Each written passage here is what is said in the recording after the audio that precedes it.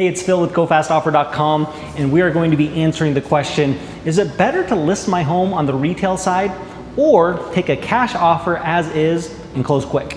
Stay tuned for the answer.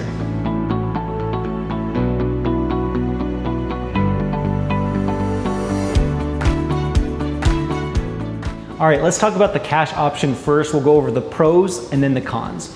So the pros to a cash offer is really dependent on your time frame and kind of what you want to deal with. Cash offers can be good because you can close quickly, you don't have to worry about repairs, and the best part is you don't have to worry about showing the property and dealing with home buyers with home loans.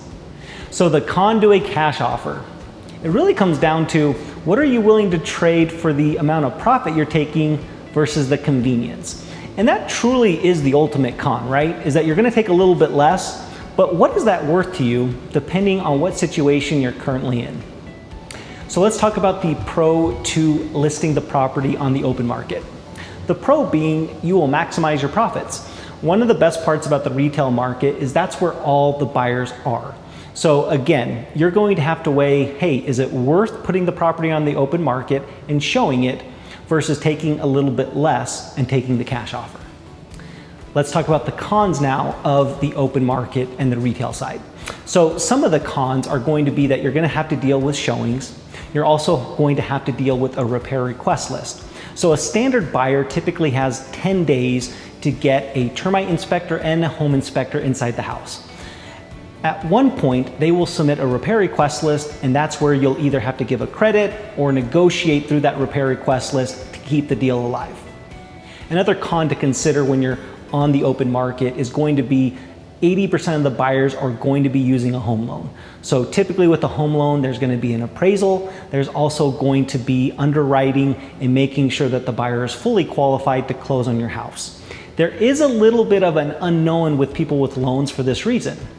Is if for some reason they get disqualified during the process of buying your home, they're able to cancel as long as they have a written letter from the lender saying that they were disqualified from their loan.